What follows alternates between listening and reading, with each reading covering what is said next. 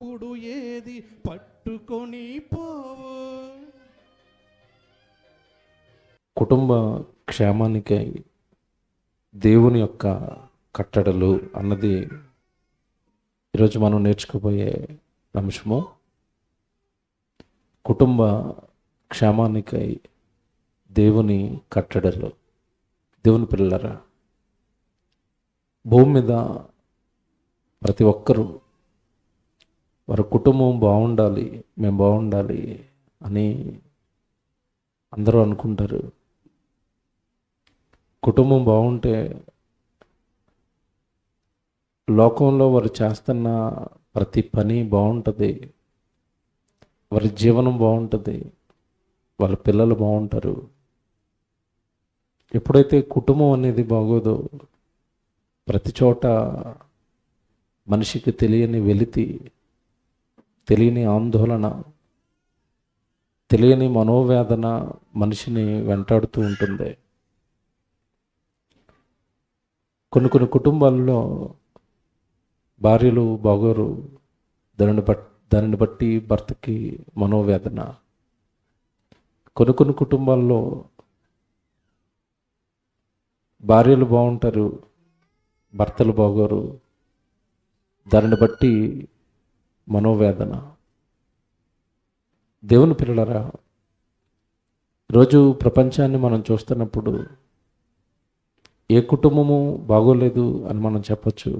ఎవరి కుటుంబము పైన ఏదో అలా కలుసుకుని నవ్వుకుంటున్నట్టుగా ఉంటున్నా ఒకరి మనసు ఒకరికి దగ్గరగా లేదు, ఒకరి మీద ఒకరికి సరైన నమ్మకం లేదు, ఒకరి మీద ఒకరికి సరైన ప్రేమ లేదు. ఈరోజు కుటుంబాలను మనం చూస్తున్నప్పుడు ఎక్కువగా సేవకులుగా మా దగ్గరకు వచ్చే ప్రార్థన సహాయాలన్నీ ఏం అడుగుతారంటే, నా భర్త మారాలి అని ప్రార్థన చేయండి, నా భార్య మారాలి అని ప్రార్థన చేయండి, మా పిల్లలు మా మాటలు వినటం లేదండి, పిల్లలు గుడికి రావటం లేదు, పిల్లలు దేవుడిలో ఉండటం లేదు, ప్రార్థన చేయండి అని అడుగుతారు. దేవుని పిల్లరా, దేవుడు బైబిల్లో మాట రాయించాడు. ఏ వ్యక్తి జీవితం పాడైంది అన్నా, ఏ కుటుంబం పాడైంది అన్నా కారణం ఒకటే. కుటుంబంలో ఉంటున్న భార్యకు కానీ, భర్తకు కానీ, పిల్లలకు కానీ దేవుడు పెట్టిన కట్టడలు తెలియకపోవటం, ఆ కట్టడలను పాటించకపోవటమే కుటుంబ పతనానికి కారణమవుతుంది. మళ్ళీ చెప్తాను,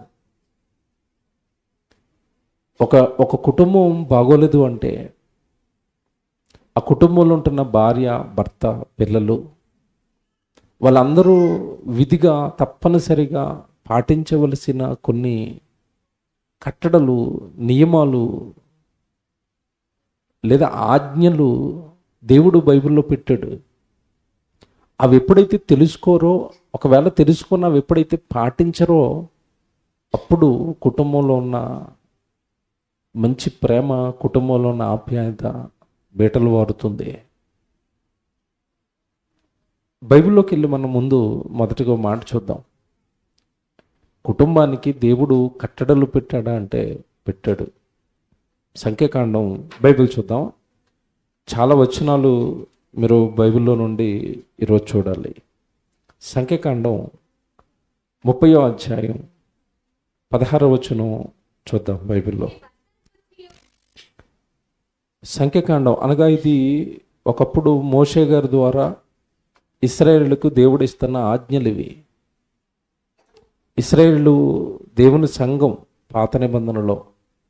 ఆ సంఘానికి తన సేవకుడైన మోషే గారి ద్వారా దేవుడు చాలా చెప్పాడు.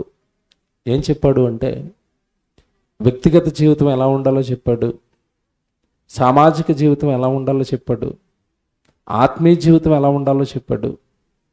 ఇప్పుడు మనం చదువుకుంటున్న భాగంలో కుటుంబ జీవితం ఎలా ఉండాలి, కుటుంబం ఎలా ఉండాలి అన్నది చెప్తున్నాడు. చెబుతూ మీరు ఈ 30వ అధ్యాయం అంతా చదవాలి.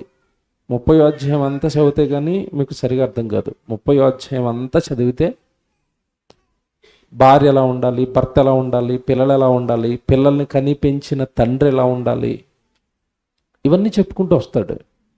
చెప్పుకుంటూ వచ్చి 16వ వచనానికి వచ్చేసరికి చెప్తున్నాడు. చివరిలో ముగింపు అనమాట. ఈ అధ్యాయంలో చివరి వచనం అది. ముగింపులో ఏమంటున్నాడు అంటే, ఇవి భర్తను గూర్చియు, భార్యను గూర్చియు, తండ్రిని గూర్చియు, బాల్యమున తండ్రి ఇంటనున్న కుమార్తెను గూర్చియు యెహోవా మోషేకు ఆజ్ఞాపించిన కట్టడలు. చూసారా పదం? కట్టడలు అన్న పదం చూసారా? కట్టడ అన్నది చూసారా? ఏమండి, దేవుడు వాక్యం ప్రతి పదము మనం ఆలోచిస్తూ వింటే, చదువుతున్నప్పుడు ఆ పదాలను ఆలోచిస్తే, ఆ దేవుడు కుటుంబానికి కట్టడ పెట్టాడా? భర్తను గూర్చియు, ఎంత బాగా మాట్లాడుతున్నాడు చూసారా ప్రారంభంలో? భర్తను గూర్చియు, భార్యను గూర్చియు, తండ్రిని గూర్చియు, బాల్యమున తండ్రి ఎంట పెరిగిన పిల్లలు, కుమార్తె కానీ కుమారుడు కానీ, కుమార్తెను గూర్చి కానీ కుమారుడిని గూర్చి కానీ దేవుడు మోషేకు ఆజ్ఞాపించిన కట్టడలట. కుటుంబం ఎలా ఉండాలో చెప్పు నాయనా, కుటుంబం ఎలా ఉండాలో చెప్పు నాయనా, కుటుంబంలో ఉన్న భార్య ఎలా ఉండాలో చెప్పు నాయనా, కుటుంబంలో ఉన్న భర్త ఎలా ఉండాలో చెప్పు నాయనా, తండ్రి పిల్లలను ఎలా పెంచాలో చెప్పు నాయనా అని మోషే గారికి దేవుడు చెప్పి, ఆ విషయాలన్నీ దైవజనుడైన మోషే గారి ద్వారా సంఘానికి చెప్పించాడు ఆ రోజు. ఈ వచనం మీకు ఎందుకు చదివించాను ప్రారంభంలో అంటే మొత్తం మీద భార్యకు, భర్తకు, పిల్లలకు, తల్లిదండ్రులకు దేవుడు ఏం పెట్టాడు? ఇప్పుడు కట్టడ నియమం పాటించాలి. నువ్వు పాటించినప్పుడు ఆ కుటుంబం కూలిపోతుంది, పాటించినప్పుడు ఆ కుటుంబంలో బంధాలు విరిగిపోతాయి, పాటించినప్పుడు ఆ కుటుంబాన్ని ఎవరు కాపాడలేరండి. దేవుడు ఎంత మంచోడు అంటే, కుటుంబం కట్టుకోక మునుపే, భార్యగా భర్తగా వివాహానికి వెళ్ళక మునుపే, వివాహానికి వెళుతున్నారు కదా, భార్య భర్తలుగా మీరు కుటుంబంగా మలచబడుతున్నారు కదా, ఇదిగో మీరు ఇలా బ్రతకాలి అని ముందుగా జాగ్రత్తలు చెప్పాడు చూసారు దేవుడు. ముందు నుంచే రాస్తున్నాడు చూసారు దేవుడు బైబిల్లో. ఏమిటి బైబిల్లో ఉన్న మాట ఇది దేవుని శాసనం, అది దేవుడు రాయించాడు, నేను పాటించాలి అని. ఈ దేవుడి శాసనానికి ఎవరైతే తలొగ్గుతారో, ఎవరైతే తల వంచుతారో, ఎవరైతే అది దేవుడు మాటండని హృదయంలోకి తీసుకుని దాన్ని పాటించడానికి ప్రయత్నిస్తారో, వాళ్ళ వ్యక్తిగత జీవితం బాగుంటుంది, ఆత్మీయ జీవితం బాగుంటుంది, కుటుంబ జీవితం బాగుంటుంది, అన్నీ బాగుంటాయండి. ఒకటే సూత్రం, ఒకటే, వాక్యాన్ని నేను పాటిస్తాను, దేవుడు చెప్పాడు అంటే నేను చేస్తాను అని ఎవరైతే వాక్యానికి వాళ్ళ హృదయాన్ని సరెండర్ చేస్తున్నారో, లోబడేటట్టుగా చేస్తున్నారో, వాళ్ళ కుటుంబాలు బాగుంటాయి. ఈరోజండి ప్రభుత్వాలు ఈ కుటుంబాలలో వస్తున్న సమస్యలను తీర్చడానికి కోర్టులు ప్రవేశపెట్టాయి. తెలుసా మీకు? ఫాస్ట్ ట్రాక్ కోర్టులట, స్పెషల్ కోర్టులు. ఎవరికి? భార్య భర్తలకి. ఎందుకంటే ఈ భార్య భర్తల కేసులు ఎక్కువైపోయినాయి, గొడవలు ఎక్కువైపోయినాయి. భార్య భర్త మీద కేసు, భర్త భార్య మీద కేసు, పోలీస్ స్టేషన్ నిండా ఆ కేసులే, కోర్టుల నిండా ఆ కేసులే. వాటిని వాదించడానికి లాయర్లు, జడ్జిలు సరిపోవటం లేదు, ఎక్కువైపోతున్నారు. అందుకనే ఏవైతే కుటుంబానికి సంబంధించిన కేసులు ఉంటాయో అవి మెయిన్ జడ్జిల దగ్గరికి తేకండి, వీళ్ళకంటూ సెపరేట్ కోర్టు అని చెప్పి ఫ్యామిలీ కోర్టులు పెట్టేసి వీళ్ళందరినీ మీరు అక్కడికి వెళ్ళిపోండి, అక్కడ చూసుకోండి పంచాయతీలు అంటున్నారు. ఎక్కువైపోయినాయి, తట్టుకోలేకపోతుంది గవర్నమెంట్ కూడా. అంటే భర్త మీద భార్య కేసు ఏంటి, భార్య భర్త మీద కేసు వేయటం ఏంటి, అసలు కేసులు వేసుకోవటం ఏంటి ఒకరి మీద ఒకరు? ఇద్దరిని కలిపింది దేవుడు కదా, ఇద్దరిని కుటుంబ జీవితంలోకి తెచ్చింది దేవుడు కదా. భార్య ఎలా ఉండాలో, భర్త ఎలా ఉండాలో కుటుంబంలోకి తెచ్చిన దేవుడు బైబిల్లో చక్కగా రాయించాడు కదా. చదువుకోరు. వాళ్ళని చదువుకోలేదు కదా ఎవరైనా చెబితే వింటారా? వినేవాళ్ళు ఉన్నారండి. మీరు ఇలా ఉంటే బాగుంటారండి అని చెప్తే వినేవాళ్ళు ఉన్నారండి ఈరోజు? మాకే చెప్తావా, నాకే అన్నీ తెలుసు. ఈరోజు మనిషి నాశనానికి, పతనానికి కారణం ఏంటంటే ఒకటే సమస్య, నాకు అన్నీ తెలుసు అనుకునే ఒక పొగరు. అది మనిషి పతనానికి కారణం, అది మనిషి నాశనం అయిపోవడానికి మెయిన్ రీజన్ అదే. మనకి ఏమీ తెలీదు, మనకి దేవుడు చెప్పాలన్నీ. నాకు అన్నీ తెలుసు అనుకుంటే దేవుడి ముందు మనం చాలా తప్పుడు మాట మాట్లాడిన వాళ్ళం అయిపోతాం. మనకి ఏమి తెలియదండి, మనకేమీ తెలీదు. పిల్లల్ని ఎలా పెంచుకోవాలో దేవుడే చెప్పాలి, మనం ఎలా ఉండాలో దేవుడే చెప్పాలి. నాకు తెలుసు అన్నవా, నీ పని అయిపోయిందే. దేవుడి మాటకు లోబడకుండా నాకు తెలుసు. ఈరోజు వాక్యం వినండి, బైబిల్లో దేవుడు ఇలా చెప్పాడు, అలా ఉండండి అంటే ఎవరికి నచ్చదండి, నచ్చదు. వాళ్ళకి ఇష్టానుసారంగా వాళ్ళ మదిలో ఒకటి ఉంటుంది, వాళ్ళ బుర్రలో ఏదో పుడుతుంది, అది చేసుకుంటూ వెళ్ళిపోయి ఈరోజు కుటుంబాలను కూల్చుకున్నారు, నాశనం చేసుకున్నారు. కుటుంబ పతనాలకు కారణం ఇదే. దేవుడి మాటకు తలగొక్కపోవటం, దేవుడు చెప్పిన మాటలు పాటించకపోవటం. ఇవి భర్తను గూర్చియు, భార్యను గూర్చియు, ఏమండి తండ్రిని గూర్చియు, తండ్రి ఎంట పెరిగిన కుమార్తెను గూర్చియు దేవుడు నియమించిన కట్టడా. అంటే కుటుంబానికి దేవుడు ఏం పెట్టాడు? ఇప్పుడు కట్టడలు పెట్టాడు. ఏమండి నిజంగా కట్టడలు ఎలా ఉంటాయో ఓ మాట చూపిస్తాను. కట్టడలు ఎలా ఉంటాయంటే, మీరు బాగుండాలి, మీరిద్దరు బాగుండాలి అంటే కట్టడలు ఎలా ఉంటాయంటే ఒక మాట చూపిస్తాను. కొలసీలకు రాసిన పత్రిక బైబిల్ తీయండి అందరూ. 3వ అధ్యాయంలోనికి వెళ్దాం. కొలసీ పత్రిక అందరు తీసుకోండి.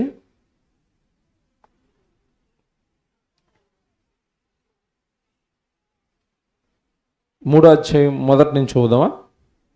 కొలసీలకు రాసిన పత్రిక 3వ అధ్యాయం మొదట్లో చూడండి, ఏమని అంటున్నాడు? మీరు క్రీస్తుతో కూడా లేపబడిన వారైతే. ఏమండిది ఈ అధ్యాయం ప్రారంభిస్తూ దేవుడు, మీరు బాప్తిసం పొందిన వాళ్ళే కదా, క్రీస్తుతో లేపబడిన వారు అంటే బాప్తిస్మము పొందిన వారు కదా మీరంతా, ప్రభుని అంగీకరించిన వారు కదా మీరంతా. మీరు క్రీస్తుతో కూడా లేపబడిన వారైతే పైనున్న వాటిని వెతకండి అన్నాడు. అంటే పైనున్న వాటిని వెతకండి అంటే పైన ఎవరున్నారు? ఇంతకీ పరలోకంలో మనలందరినీ పుట్టించిన దేవుడు తండ్రి ఉన్నాడు, ఆయన కుడిపార్శ్వమున ఆనుకొని యేసుక్రీస్తుల వారి ప్రభు ఉన్నాడు, మన జీవం అక్కడే ఉంది, మనం మరణించిన తర్వాత తిరిగి వెళ్ళవలసిన లోకం కూడా అదే పరలోకం. జాగ్రత్తగా వినాలి ఇది. ఈ అధ్యాయం ప్రారంభంలో మీరు పరలోకం మీద మనసు పెట్టుకోండి అన్నాడు. పరలోకం మీద మనసు పెట్టుకోండి. పరలోకంలో ఉన్న దేవుడి మీద మీ మనసు ఉండాలి ఎప్పుడు. నా జీవితం ఆయనకి నచ్చుతుందా, నా కుటుంబం ఆయనకి నచ్చినట్టుగానే కట్టబడుతుందా, నా పిల్లలు ఆయనకి నచ్చినట్టుగానే ఉంటున్నారా, నిరంతరము ఆయన గురించి ఆలోచిస్తూ ఉండాలి. క్రీస్తుతో కూడా లేపబడిన వాడు, వాళ్ళ హృదయంలో ఎప్పుడు దేవుడు ఉండాలి, దేవుడు వాక్యం ఉండాలి. దేవుడు వాక్యానుసారంగా నా కుటుంబం ఉందా లేదని ఇటు భార్య భర్త ఇద్దరు కూడా ప్రతిక్షణం దేవుడు అనుకుంటూ ఉండాలి. ఇది ప్రారంభించాడు 3వ అధ్యాయం ప్రారంభంలో. ఇలాగ మీరు 18వ వచనానికి వచ్చేయండి. ఇదే అధ్యాయంలో మీరు పైనున్న వాటి మీద మీ మనసు పెట్టుకోండి అని చెప్పిన ఆయన 18వ వచనానికి వచ్చేసరికి చూడండి ఏమంటున్నాడు? 18వ వచనానికి భార్యలారా అన్నాడు, చూసారా? భార్యలారా అన్నాడు, చూసారా? ఇక్కడ మీరు జాగ్రత్తగా ఆలోచించాల్సింది ఏంటంటే, ఈ అధ్యాయం అంతా ఏం చెప్తున్నాడు దేవుడు అంటే, దేవుడు మిమ్మల్ని జతపరిచాడు, దేవుడు మిమ్మల్ని ఒకటి చేశాడు, ఆ దేవుడు పరమందు ఉన్నాడు, ఆ తండ్రి మీద మీరు మనసు పెట్టుకోండి. మనస్సు దేవుడి మీద ఉండాలి, మనస్సు దేవుడి మీద ఉండాలి. మళ్ళీ చెప్తున్నాను, మనస్సు ఎక్కడ ఉండాలి? దేవుడి మీద ఉండాలి. ఓ మాట అడుగుతానండి, 18వ వచనం అర్థం కావాలంటే ముందు ఒక సంగతి అర్థం కావాలి. మీ మనసంతా దేవుడి మీదే పెట్టుకోండి అన్నప్పుడు, మన మనస్సు దేవుడి మీద ఉందనుకోండి, మన ఆలోచనలు దేవుడి మీద ఉన్నాయనుకోండి, మనకి ఇష్టం దేవుడి మీద ఉందనుకోండి, దేవుడు చెప్పిన ప్రతి మాట మనం పాటిస్తామా? పాటిస్తాం.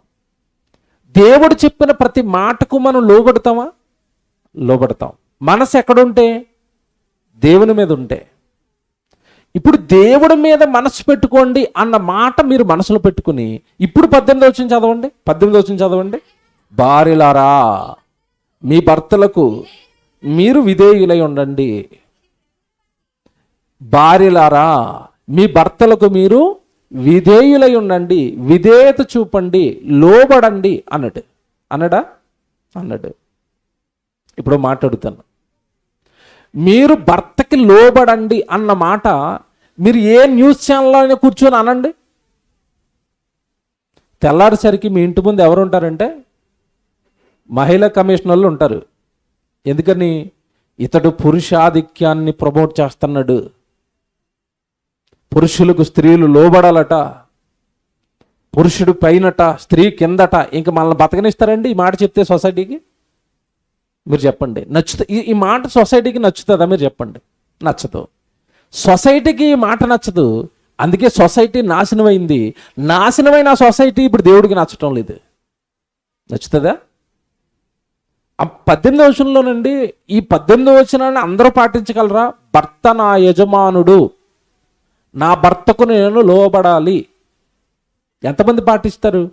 18వ వచనంలో స్పెషల్గా అంటున్నాడు, భార్యలారా మీ భర్తలకు మీరు విధేయులు ఉండండి, ఇది ప్రభువును బట్టి. ఎవరిని బట్టట? నేను అందుకే 3వ అధ్యాయం ప్రారంభం చదవండి అని చెప్పాను. మీరు పైనున్న వాటి మీద మనసు పెట్టుకోండి, ప్రభు మీద మనసు పెట్టుకోండి. ప్రభు మీద మనసు పెట్టుకున్నారనుకోండి, మన మనస్సు ప్రభు మీద ఉందనుకోండి, అప్పుడు ఆటోమేటిక్గా భర్తకు మనం ఏమవుతాం? లోబడతాం, విధేయత చూపుతాం. మనసు అక్కడ లేకుండా ఈ మాట నువ్వు పాటించటం నీ వల్ల కాదు. మళ్ళా చెప్తున్నాను, బాగా ఆలోచించాలి. నేను చెప్పేది తీరి ఆలోచించాలి బాగా. చదువుకునే పిల్లోడికి చదువు రావాలి అంటే ముందు వాడి మనస్సు దేని మీద ఉండాలి? చదువు మీద ఉండాలి. అంతే కదండి. మనం ఏదైనా ఉద్యోగం చేస్తున్నాం అనుకోండి, ఆ ఉద్యోగం కరెక్ట్గా చేయాలంటే మన మనసు ఆ ఉద్యోగం మీద ఉండాలి. ఇష్టం లేని ఉద్యోగం బాగా జరుగుతుందా? జరగదు. ఇష్టం లేని చదువులో పిల్లల్ని జాయిన్ చేస్తే వాళ్ళు చదువుకుంటారా? చదువుకోరు. ఇప్పుడు ఇక్కడ ప్రాబ్లం ఏంటంటే సమాజాన్ని, మీ మనస్సు నా మీద పెట్టుకుంటారా, నా మీద పెట్టుకుంటారా, అప్పుడు నేను ఆ మాటలు అన్నీ మీకు అర్థమవుతాయి అన్నాడు. మనిషికి ఈరోజు దేవుడి మీద మనస్సు లేదంటే, నేను నిజంగా చెప్తున్నాను కదా, అంతా ఈరోజు భక్తి జీవితంగా కనబడుతున్న ఈ భక్తి అంతా కూడా ఒక వేషధారణ భక్తి. వేషధారణ భక్తి. మనస్సు దేవుడి మీద లేదు. మనస్సు దేవుడి మీద ఉంటే ప్రతి క్షణం దేవుడు వాక్యానికి లోబడతాడు. నేను చచ్చిపోతే పరలోకం వెళ్ళాలని ఒకే ఒక ఆశతో బ్రతుకుతాడు తప్ప ఈ లోక సంబంధమైన వాటి మీద మనస్సును పెట్టుకుని. ఏమండి, ఈరోజు నేను మాట్లాడుతాను స్ట్రైట్ ఫార్వర్డ్. భార్యకు భర్తకి గొడవలు లేదా వీళ్ళిద్దరికి పట్టం లేదు అంటే సమస్య దేనిని బట్టి వస్తుందో నాకు చెప్పాలి. దేనిని బట్టి? లోక సంబంధమైన డబ్బును బట్టో, శరీర సంబంధమైన ఆశలను బట్టో, శరీర సంబంధమైన పాపాలను బట్టో గొడవ వస్తుంది. అంతేనా? ఇప్పుడు ఆ గొడవ రాకూడదంటే వీళ్ళిద్దరు మనస్సులో ఎవరి మీద ఉండాలట? వీళ్ళిద్దరు మనస్సులు దేవుడి మీద ఉంటే ఇక్కడ సమస్య ఏముందండి? గొడవ ఉంటుందా? గొడవ ఉంటుందా? మీకు మాట చెప్తాను. మీరు విడాకులకు వచ్చిన ఏ కేసునైనా మేమిద్దరం విడిపోతాం అన్న వాళ్ళ దగ్గరికి వెళ్ళి వాళ్ళిద్దరిని కూర్చోబెట్టి మీరు మాట్లాడండి. మీరు ఎందుకు విడిపోతున్నారు అంటే చెప్పే సమస్య నాకు తెలుసండి, రెండు సమస్యలు ఉంటాయండి. బైబిల్ని బట్టి చెప్తున్నాను ఇది నేను. రెండు సమస్యలు ఉంటాయి. ఒకటి వస్తే డబ్బుల దగ్గర గొడవ వస్తుంది వీళ్ళిద్దరికి, ఆస్తుల దగ్గర. సంపాదించిందంతా వాళ్ళ అమ్మగారికి ఎట్టేస్తున్నారు అంటది ఈవిడ. అంటే గొడవ ఎక్కడ ఇప్పుడు? డబ్బు దగ్గర. లేదా సంపాదించిందంతా వేరే వాళ్ళకి ఇచ్చేస్తున్నారు అంటది. అంటే డబ్బు సక్రమంగా నా భర్త సంపాదించి నా చేతికి ఇవ్వటం లేదు, మా కుటుంబం బాగోలేదు, ఇదిగో పక్కోళ్ళు ఇల్లులు కొనుక్కున్నారు, పొలాలు కొనుక్కున్నారు, ఆస్తులు కొనుక్కున్నారు, మేమేమీ లేకుండా ఉండిపోయామంటే నా భర్త అసమర్థత కారణం, ఈ డబ్బు సంపాదించిన భర్త నాకు వద్దు అంటే ఎందుకు విడిపోతున్నారు? సమస్య ఏంటి అక్కడ అంటే డబ్బు. రెండోది, బైబిల్ని బట్టి రెండోది ఏంటంటే అక్రమ సంబంధాలు. అంతే కదా, భర్త ఇంట్లో ఉంటాడు, ఎవరినో ఆశించింది భార్య, అంతే నాకు వద్దంటాడు. అక్రమ సంబంధం కానీ ధన సమస్య కానీ ఈ రెండింటిలో ఏదో ఒక కారణంగా స్త్రీ పురుషుల మధ్యలో, కుటుంబం మధ్యలో ఏమొస్తాయి? గొడవలు వస్తాయండి. ఇక మిగతా చిన్న చిన్నవండి అవి వస్తాయి పోతాయి, పెద్ద సమస్యలు కదా అవి. విడిపోయేంత సమస్య, మేమిద్దరం కలిసి ఉండలేం అన్నంత పెద్ద సమస్య వస్తే డబ్బు దగ్గర, లేదంటే అక్రమ సంబంధం దగ్గర కదా. ఇప్పుడు వీళ్ళిద్దరు మనస్సులు దేవుడి మీద ఉన్నాయనుకోండి, జాగ్రత్తగా వినాలి, ఇద్దరు మనస్సులు దేవుడి మీద ఉన్నాయనుకోండి, ధనాపేక్ష ఉంటుందా? వీళ్ళిద్దరిలో ఎవరికైనా ధనాపేక్ష ఉంటుందా? మీరు ఆలోచించండి. ఉంటుందా? డబ్బు డబ్బు డబ్బు అని మైండ్ డబ్బు మీదకి వెళ్తుందా? వెళ్ళదు. బాగా మీరు బైబిల్ వచ్చిన వాళ్ళకండి మనస్సు డబ్బుల మీద ఉండదండి. నేను మళ్ళా చెప్తున్నాను, నీ మనస్సు అట్లా లాగుతుందంటేనే నీకు ఇంకా దేవుడు అర్థం కాలేదు. ఎందుకంటే ఒకడు సిరికిని దేవునికిని దాసులుగా ఉండరు అని యేసుప్రభు చెప్పిన తర్వాత నేను ఇటు ఉంటున్నానండి, నాకు అది కావాలని అటు వెళ్తున్నానండి అన్నావు అంటే నిన్ను నువ్వు మోసం చేసుకుంటున్నావు. ధనాపేక్ష సమస్తమైన కీడులకు మూలం. ఎన్ని మాటలు ఉన్నాయి బైబిల్లో? అంటే ఒకడికి ధనం మీద ఎప్పుడైతే మనసు కలిగిందో భార్య మాటలు నచ్చవు. ధనం మీద ఎప్పుడైతే భార్యకు మనసు లాగిందో ఇక భర్త చెప్తున్న మాటలు నచ్చవు. ఇక నీకేం తెలియదు అంటదంతే, నీకేం తెలియదు అంటాడు ఈయన. అంటే ధనాపేక్ష సమస్తమైన కీడులకు మూలం అంటే ఆ కీడుల్లో ఒక కీడే కుటుంబాన్ని కూల్చేసుకునే కీడు. మీరు వార్తలు చూస్తున్నారు అనుకుంటాను. నేను 2 రోజుల నుంచి ఒక వార్త వేస్తున్నారు TV9లో, మీరు చూసుంటారండి. నిర్ఘాంతపోతున్నారు అందరూ. ఏంటి వార్త అంటే, ఒక స్త్రీ పురుషుడు ఇద్దరికి పెళ్ళయిందండి. నూతనంగా పెళ్ళయిన తర్వాత హనీమూన్కి వెళ్ళారు వీళ్ళిద్దరు. మీరు చూసి ఉంటారు, టీవీలో వచ్చింది. హనీమూన్కి వెళ్తేనండి అందరూ సంబరంగా ఆనందంగా హనీమూన్కి పంపించారు వీళ్ళిద్దరిని. పంపిస్తే అక్కడికి వెళ్ళిన తర్వాత ఇద్దరు సెల్ ఫోన్లు స్విచ్ ఆఫ్, ఫోన్లు పనిచేయటం లేదు. ఇద్దరు మిస్ అయిపోయారని కంగారు అయిపోయి కేసు వేశారు. ఇద్దరు కనపట్టలేదు హనీమూన్కి వెళ్ళని. కొద్ది రోజులకి స్త్రీ దొరికింది, పురుషుడు లేడు, మిస్ అయిపోయాడు.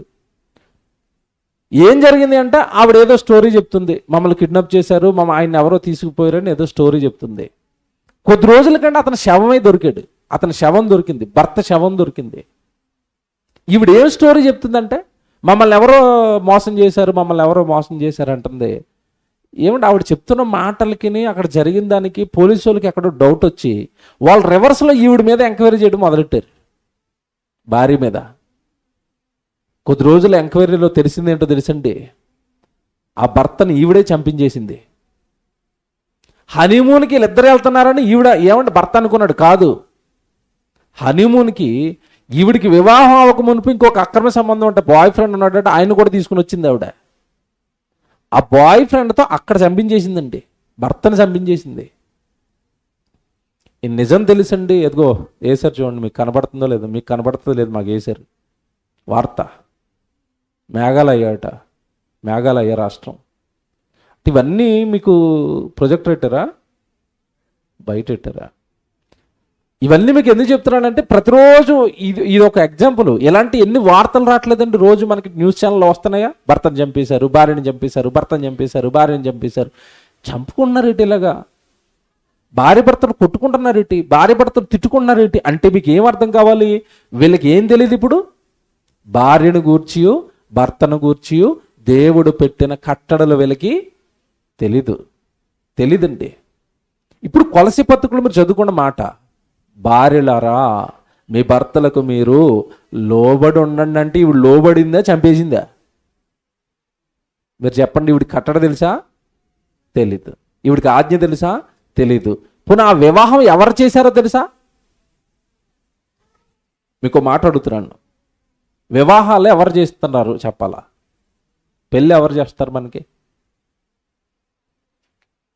పెళ్ళి అయిపోయిన వాళ్ళని అడుగుతున్నాను, మీకు వివాహం ఎవరు చేశారు?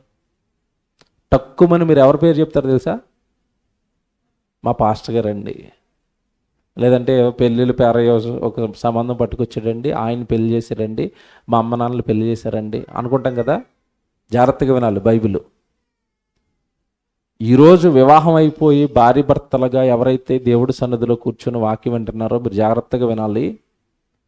మీకు వివాహం చేసింది మనుషులు కాదు, మీకు వివాహం చేసింది దేవుడు. బైబిల్లో ఉందా ఇలాగంటే? ఉంది. ఇక్కడ చేపెట్టండి, మళ్ళీ ఇక్కడికి రావాలి. మత్తయి సువార్త 19వ అధ్యాయానికి రండి. మత్తయి సువార్త 19వ అధ్యాయానికి రండి. ఏమంటే యేసుప్రభుని ఆ రోజున్న శాస్త్రులు పరిసయ్యులు కుటుంబం గురించి ఒక ప్రశ్న అడిగారు. ఏం ప్రశ్న అడిగారంటే, అయ్యా మరి భార్య భర్తల మధ్యలో ఏదైనా గొడవలు వస్తే, సమస్యలు వస్తే వాళ్ళిద్దరూ విడిపోవచ్చా, విడాకులు తీసుకోవచ్చా అని అడిగారు యేసుప్రభుని. ఆ సందర్భంలో యేసుప్రభు మాట్లాడుతున్నాడు. ఇది ఇప్పుడు మీరు చదువుకుంటున్న మాట 6వ వచనం. కాబట్టి వారికను ఇద్దరు కాక ఏక శరీరముగా ఉన్నారు గనుక, అండర్లైన్ చేసుకోండి, ఎవరు జతపరిచారట? దేవుడు జతపరిచిన వారిని. మనుషులు ఏం చేయకూడదట? జతపరిచింది ఎవరు? ఇప్పుడు మళ్ళా అడుగుతున్నాను, ఇంతకాలం ఈ విషయం కూడా మనకు తెలియదు తెలుసా? నాకు నా భర్తని నాతో పాటు జతపరిచింది దేవుడు, నాకు నా భార్యను జతపరిచింది దేవుడు. భార్య భర్తలను ఇరువురిని జతపరిచింది దేవుడు, ఇద్దరిని ఒకటి చేసింది దేవుడు, ఇద్దరిని కలిపింది దేవుడు. ఎంత బాగా రాశాడు చూసారా?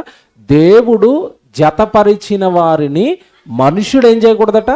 వేరు చేయకూడదు. అంటే కుటుంబం మధ్యలోనికి మనుషులు వెళ్ళి దేవుడు కుటుంబంగా భార్య భర్తలుగా ఇద్దరికి వివాహం చేస్తే వాళ్ళని మధ్యలో మనుషులు వెళ్ళి వాళ్ళని వేరు చేయకూడదు.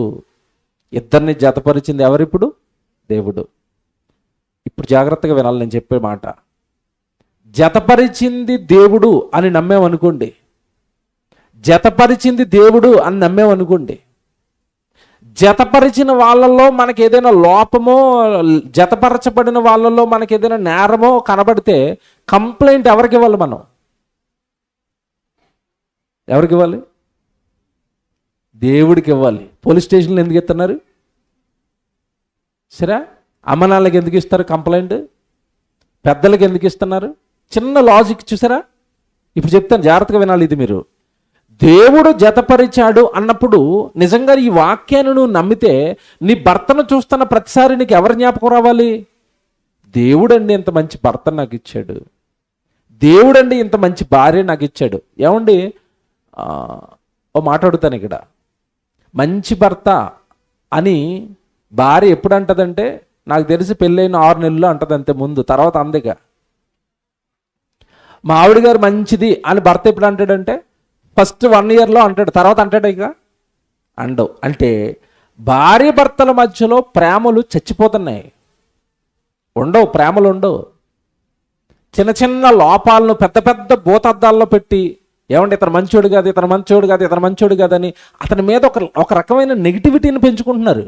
తప్పండి. మీకు మాట్లాడుతాను. బైబిల్ పరంగా వధువు అని ఎవరిని పోల్చాడు చెప్పండి? వధువు అని ఎవరిని అన్నాడు? సంఘాన్ని. వరుడు ఎవరెందుకి? క్రీస్తు. బాగా వినాలి. ఇప్పుడు వధువుగా సంఘాన్ని పోలిస్తే సంఘంలో చేర్చబడిన మనకు లోపాలు ఉన్నాయా లేవా? ఉన్నాయి. లోపాలున్న మనల్ని భర్త స్థానంలో ఉన్న పోలిక యేసుక్రీస్తుల వారు మనల్ని గెంటేస్తున్నాడా, పోషిస్తున్నాడా? మనలో ఉన్న లోపాలను సరిచేస్తున్నాడా? లోపాలు ఉన్నాయి, మంచోళ్ళు కాదని వద్దంటున్నాడా? మీరు బాగా ఆలోచించండి. ఇందాక చదివిన మాటలో ఇంత అర్థం ఉంది. ఇది మీరు కొలసిపత్రి చదువుకున్నారు కదా. భార్యలారా మీ భర్తలను బట్టి, మీ భర్తలకు మీరు విధేయులై ఉండండి, ఇది ప్రభువును బట్టి. అంటే మనకి ఇది ఎలాగొచ్చిందట? ఎవరిని బట్టి వచ్చిందట? ప్రభువును బట్టి. ప్రభువుకు మనం వధువైనప్పుడు మనలో లోపాలు ఉంటే, మనలో నేరాలు ఉంటే, మనలో పాపాలు ఉంటే అవన్నీ కడుక్కోవడానికి ట్రై చేస్తున్నాడు, అవన్నీ మాన్పించడానికి ట్రై చేస్తున్నాడు, మనల్ని బాగు చేసుకోవడానికి ట్రై చేస్తున్నప్పుడు భార్యలో లోపం ఉంటే భర్త ఏం చేయాలి? ఇప్పుడు సరి చేసుకోవాలి. భర్తలో లోపం ఉంటే భార్య ఏం చేయాలి? ఇప్పుడు సరి చేసుకోవాలి. కారణం ఏంటి? ఇద్దరిని జతపరిచింది ఎవరట? దేవుడు. ఇంకో మాట చెప్తానండి, మీరు ఇంకా లోతుగా ఆలోచించండి. భర్తలో లోపాలుంటే, భార్యలో లోపాలుంటే, నిజంగా మనకి మనస్ఫూర్తిగా దేవుడిచ్చిన నియమం ప్రకారం, బాగా వినాలి, ఈ నియమాలు తెలియదు కొంతమందికి. భర్తను బాగు చేసుకోవాలన్నా, భార్యను బాగు చేసుకోవాలన్నా నియమాలు పెట్టాడు దేవుడు బైబిల్లో. నియమాలు. బాగు చేసుకోవడానికి ఒక నియమం ఉంది, భార్యను బాగు చేసుకోవడానికి ఒక నియమం, భర్తను బాగు చేసుకోవడానికి ఒక నియమం, చట్టం, నియమం, రూల్. ఆ రూల్ ప్రకారం మనం వెళితే చక్కగా ఏ భర్త అయినా బాగుపడతాడు, ఏ భార్య అయినా బాగుపడుతుంది. ఏంటి నియమం అంటే, వాళ్ళకి చాలా జాగ్రత్తగా దేవుడి మాటలు అందించాలి, సరైన మార్గంలో అందించాలి, సక్రమమైన మార్గంలో అందించాలి. సంఘము పట్ల, సంఘంలో ఉంటున్న సహోదరుల పట్ల ఒక మంచి భావంతో మనం ఉండి, ఏమండి వాళ్ళు చూడండి ప్రభు దగ్గరికి వెళ్ళి ఎంత బాగుంటున్నారో, మీరు నేను చూడండి ఎలాగుండిపోయామో ఇక్కడ. వాళ్ళు ప్రతిరోజు దేవుడి పనికి వెళ్తున్నారండి, మనం దేవుడి పనికి వెళ్దామండి. వాళ్ళు చక్కగా పిల్లపాపలతో హాయిగా ఉంటున్నారండి, మనమే. ఏమంటే ఒక కుటుంబం దేవుడిలో ఉన్నతంగా, దేవుడి పనిలో ఉన్నతంగా బ్రతుకుతున్న ఒక కుటుంబాన్ని వాళ్ళ కళ్ళ ముందు పెట్టి వాళ్ళు చూడండి దేవుడి వాక్యాన్ని పాటించడం వల్ల ఎంత బాగున్నారో. ఎందుకంటే బైబిల్లో దేవుడు ఫాలో అయింది ఇదే. ఇప్పుడు మనకి బుద్ధి చెప్పడానికి దేవుడు ఎవరిని తీసుకొస్తాడు అంటే అకులా ప్రిస్కిల్లా కుటుంబాన్ని తీసుకొచ్చాడా? అకులా ప్రిస్కిల్లాని మనం ముందు పెట్టడానికి కారణం ఏంటి? వాళ్ళు ఏం చేశారు బైబిల్లో? మీరు చెప్పండి, ఏం చేశారు వాళ్ళు? సువార్త చేస్తున్న పౌలు గారికి తోడుగా ఉన్న కుటుంబం అది, సేవకుడికి తోడుగా ఉన్న కుటుంబం అది. జస్ట్ అంతే. దాని దేవుడు చాలా గొప్పగా ఆ కుటుంబం చూడండి, ఆ కుటుంబం చూడండి అని బైబిల్లో వాళ్ళ గురించి ఎంత గొప్పగా అండి రాయించాడు. అకుల ప్రిస్కిల గురించి పౌలు గారు చేస్తున్న సేవలో తోడుగా ఉన్న కుటుంబం అది అని వాళ్ళ గురించి మనకు బైబిల్లో రాయించి మీరు అలా ఉండండి చాలా అన్నాడు అంతే. మరి ఇప్పుడు నేను నా భర్త కలిసి సేవకుడికి తోడుగా ఉంటున్నామా, సేవలో ఉంటున్నామా, సంఘానికి దగ్గరగా ఉంటున్నామా, వాక్యానికి దగ్గరగా ఉంటున్నామా, ప్రతి సేవలోనూ పాలు పంపులు పొందుతున్నామా? అలాగా మనం కొనసాగిపోతే దేవుడికి నచ్చుతామా? అలా మనం కొనసాగిపోతుంటే దేవుడు మనలో ఉన్న లోపాలు కడుక్కుంటూ వచ్చేస్తాడా? మనలో ఉన్నవన్నీ దేవుడు తీసేసుకుంటూ వస్తాడా? వస్తాడు. ఏమంటే ఒక వ్యక్తి బాగుపడాలి అంటే దేవుడు ఏం చేయమన్నాడు తెలుసా? యోహాను గారు రాసిన మొదటి పత్రిక మీరు తీయండి, బైబిల్ తీయండి. కుటుంబం బాగుండాలి అన్నా, వ్యక్తి బాగుండాలి అన్నా వాళ్ళు ఎక్కడ ఉండాలో తెలుసండి, వాళ్ళు ఎలా ఉండాలో తెలుసా? యోహాను గారు రాసిన మొదటి పత్రిక 1వ అధ్యాయం ఏమండి ఒకసారి 5వ వచనం 5వ వచనం చదువుతారా? చదవండి. మేము ఆయన వలన విని మీకు ప్రకటించు వర్తమానం ఏమనగా దేవుడు వెలుగై ఉన్నాడు, ఆయన యందు చీకటి ఎంత మాత్రమును లేదు. ఏమంటే ఇక్కడి నుంచి అండర్లైన్ చేసుకోండి 6వ వచనం. ఆయనతో కూడా సహవాస గలవారమని చెప్పుకొని చీకటిలో నడిచిన ఎడల, చూసారా, మనం పేరుకేమో ఏం చెప్తున్నామట? ఆయనతో మాకు సహవాసం ఉంది, దేవుణ్ణి మేము నమ్మాము అని చెప్తున్నామట. చెప్పడానికేమో ఎలా చెప్తున్నామట, నడక మాత్రం ఎక్కడ నడుస్తున్నామట? చీకటిలో నడిచిన ఎడల అంటే పాపంలో నడుస్తున్నాం, లోకంలో నడుస్తున్నామని. జాగ్రత్తగా వినాలి. ఇది అర్థం చేసుకోవడమే చాలా కష్టం అండి. ఇది అర్థం చేసుకోవడమే చాలా కష్టం. దేవుణ్ణి మేము నమ్ముకున్నాము, బాప్తిస్మం తీసుకున్నాము అంటున్నారు చాలామంది. మరి సంఘముతోనూ సేవకుడితోనూ సహవాసంలోనూ అంటు కట్టబడి నడుస్తున్నామా? నడవడం చీకట్లో నడుస్తున్నాం. ఆదివారం గుడికి వస్తున్నాం, చీకట్లో నడుస్తాం. సోమవారం నుంచి శనివారం వరకు, ఆదివారం మళ్ళా గుడికి వస్తాం. అందుకే వ్యక్తిగత జీవితం కానీ, ఆత్మీయ జీవితం కానీ, కుటుంబ జీవితం కానీ బాగోకపోవడానికి పెద్ద రీజన్ ఇదే. మళ్ళీ చెప్తాను 6వ వచనం. ఆయనతో కూడా సహవాస గలవారమని చెప్పుకొని చీకటిలో నడిచిన ఎడల మనం అబద్ధమాడుచు సత్యమును జరిగింపకయుందుము. సత్యాన్ని జరిగించలేము. ఆ పదం అండర్లైన్ చేసుకోండి. ఏం జరిగించలేమట? సత్యం అంటే వాక్యాన్ని జరిగించలేము. బాబాయ్ చెప్పాడండి దేవుడు, మీరు ఆలోచిస్తే మతిపోయిద్ది. దేవుడితో మాకు సహవాసం ఉందని చెప్పుకుంటున్నాం, కానీ ఆయనతో పాటు నడవటం లేదు. ఆయన ఎక్కడుంటాడు? సంఘంలో ఉంటాడు. ఆయన సహోదరుల మధ్యలో ఉంటాడు. ఆయన దేవుడు పని జరుగుతున్న చోట ఉంటాడు. అక్కడ మనం నడవకుండా, ఆ సంఘంలో మనం ఉండకుండా, సహోదరులతో మనం ఉండకుండా, సేవలో పనిలో మనం ఉండకుండా, కేవలం నేను దేవుడితో నడుస్తున్నాను, దేవుడితో నాకు సహవాసం ఉందని చెప్పి మనం ఆయనకు దగ్గరగా నడకపోతేనట మనం దేన్ని జరిగించలేమట? సత్యమును జరిగింపకయుందుము. ఇదేంటో చెప్తాను మీకు. ఇది చెప్తాను. ఇది అర్థమైతే మన కుటుంబాలన్నీ బాగుంటాయి. ఇప్పుడు మన పిల్లలు, ఒరే మనం బైబిల్ చదవాలరా, మనం ఒక పాట పాడాలరా దేవుడి కోసం అని చెప్తున్నాం. ఎక్కడ చెప్తామంటే ఇంట్లో చెప్తాం మనం, అంతే కదండి. మనం ఇంట్లో ఒరే బైబిల్ చదువుకోవాలరా, ఒరే పాట పాడాలరా, దేవుడి కోసం వాడబడాలరా, దేవుడి సన్నిధిలో ఉండాలరా అని మన పిల్లలకి ఇంట్లో చెప్తాం. మనం ఇంట్లో చెప్పిన దానికంటే మన పిల్లల్ని తీసుకుని సన్నిధిలోకి వచ్చిన తర్వాత వాడు మిగతా పిల్లలందరూ చేస్తున్నది దేవుడి సన్నిధిలో చూస్తాడా? చూస్తాడు. మిగతా పిల్లలందరూ పాట పాడుతూ ఉంటారు, మిగతా పిల్లలందరూ వాక్యాలు చెప్తూ ఉంటారు. వాడు లోకంలో ఉన్నవాడికి నువ్వు ఇంట్లో చెప్పిన దానికంటే వాడు సన్నిధిలోకి వచ్చి చూసిన దాని మీద ఎక్కువ ఎఫెక్ట్ అవుతాడు. అవునా కదా? మీరు ఆలోచించండి. ఇప్పుడు పిల్లలు మారటం లేదంటే నువ్వు తీసుకురావాలి కదా, మిగతా పిల్లలతో కలపాలి కదా. భర్త మారటం లేదంటే భర్తను తీసుకొచ్చి సన్నిధిలో సహోదరులతో కలపాలి కదా. సహవాసంలో నడవాలి కదా. ఎంత బాగా చెప్పాడు చూసారా? మాకు ఆయనతో సహవాసం ఉందని చెప్పి నువ్వు చీకట్లో నడుచుకుంటే నువ్వు సత్యాన్ని జరిగించలే, వాక్యాన్ని జరిగించలే, వాక్యాన్ని పాటించలేమట. అందరం కలిసి ఉంటేనే వాక్యాన్ని పాటిస్తామండి. అందరం ఒక చోట ఉంటేనే, అందరం సంఘంగా కూడుకుంటుంటేనే. ఒకరు ఏదైనా కార్యక్రమం చేస్తున్నారని సంఘంలో చూసినప్పుడు నేను ఇంకో కార్యక్రమం చేయాలనిపిస్తుంది నాకు. ఇదంతా ఎక్కడ జరుగుతుందంటే సహవాసములో జరుగుతుందట. 6వ వచనం మళ్ళీ చదువుతాను. 6వ వచనం. ఆయనతో కూడా సహవాసము గలవారమని చెప్పుకొని చీకటిలో నడిచిన ఎడల మనము అబద్ధమాడుచు, సరా వాక్యాన్ని చదువుతాం వింటాం కానీ జరిగించలేమట.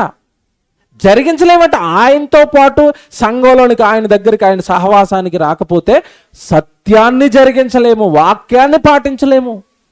ఎంత పెద్ద స్టేట్మెంట్ చూసారు. 7వ వచనం కూడా చదవండి. 7వ వచనం, అయితే ఆయన వెలుగులో ఉన్న ప్రకారము మనమును వెలుగులో నడిచిన ఎడల, ఇది అండర్లైన్ చేసుకోండి, ఏంటట, మనము అన్యోన్య సహవాసము గలవారమయ్యుందుము. అన్యోన్య సహవాసం, ఈ పదం ఎక్కడో వింటారు మీరు. భార్య భర్తల కోసం వాడతారు అప్పుడప్పుడు. ఏమని? అన్యోన్య దంపతులు అండి. అంటే అర్థం ఏంటంటే, అర్థం ఏంటి చెప్పండి నాకు. అన్యోన్య దంపతులు అంటే అర్థం ఏంటి? ఒకరిని విడిచి ఒకరు ఉండలేరు, అంతే కదండి. వాళ్ళు ఎప్పుడు ప్రార్థనకు వచ్చినా ఇద్దరు వస్తారు. అప్పుడు ఏమంటారండి? అన్యోన్య దంపతులు అంటే. పెళ్ళికి వచ్చినా ఇద్దరు వస్తారు, ఏ కార్యక్రమానికి వచ్చినా ఇద్దరు కనపడుతున్నారు, ప్రతి చోట ఇద్దరు కనపడుతున్నారు అనుకోండి, ఏమంటారు వాళ్ళని? అన్యోన్య దంపతులు అండి. ఇప్పుడు ఈ అన్యోన్య సహవాసము అని ఎవరిని అంటున్నాడంటే, దేవుడితో పాటు ఎప్పుడు నువ్వు ఉంటున్నావు అనుకోండి, దేవుడి దగ్గర ఎప్పుడు నువ్వు ఉంటున్నావు అనుకోండి, అలా దేవుడితో మనకి ఏం ఏర్పడుతుందట? అన్యోన్య సహవాసం. ఆ సహవాసం చాలండి మనలో ఉన్న లోపాలను కడిగేస్తుందండి. మనలో ఉన్న ఏమంటే చిన్న చిన్న బలహీనతలన్నీ పోతాయండి. ఎప్పుడు పోతాయి తెలుసండి? మనం చక్కగా సహోదరులతో, సంఘంతో, దేవుడి వాక్యంతో, దేవుడి సన్నిధితో ఎప్పుడైతే అన్యోన్య సహవాసం గలవారమై ఉంటామో, మనలో చిన్న చిన్న లోపాలు ఉంటాయి, అవన్నీ ఆటోమేటిక్గా ఒక్కొక్కరి. ఎందుకంటే సంఘము అనగానే, జాగ్రత్తగా వినండి, సంఘము అనగానే దేవుడు వాళ్ళల్లో ఏవో మంచి గుణాలు చూసి, వాళ్ళల్లో దేవుడికి నచ్చినవి ఏవో ఉండబట్టి ఒక్కొక్కరిని సంఘంలోకి చేర్చుకున్నాడు. ఒక్కొక్కరిలో ఒక్కొక్క మంచి గుణం ఉంటుంది. మనం ఎప్పుడైతే వాళ్ళతో సహవాసం చేస్తున్నామో వాళ్ళల్లో ఉన్న మంచి గుణాలన్నీ నెమ్మదిగా మనలో కూడా వస్తాయి. అన్యోన్య సహవాసం. మరి ముఖ్యంగా మనం ఎప్పుడూ దేవుడి సన్నిధితో సహవాసంలో ఉన్నాము అంటే, దేవుడి సన్నిధి అనగానే ఎప్పుడు దేవుడి వాక్యం వినపడుతుంది, యేసుక్రీస్తుల వారి గురించిన మాటలు వినపడతాయి. అప్పుడు మనలో ఉన్న లోపాలు ఆటోమేటిక్గా ఏమవుతాయి? వెళ్ళిపోతాయి. ఇప్పుడు చెప్తున్నాను, జాగ్రత్తగా వినండి. మీరు భార్యలారా మీ భర్తలకు మీరు లోబడి ఉండండి, ఇది ప్రభువును బట్టి మీకు యుక్తమై ఉన్నది అని ఈ వాక్యాన్ని మనం పాటించాలి అంటే, ఈ వాక్యాన్ని మనం మన జీవితంలో చేయగలగాలి అంటే, మనం ఎప్పుడు కూడా దేవునితో ఏ సహవాసం అయి ఉండాలట? అన్యోన్య సహవాసం. ఆ సహవాసంలో ఉంటేనే ఇలాంటి వాక్యాలు పాటించగలం.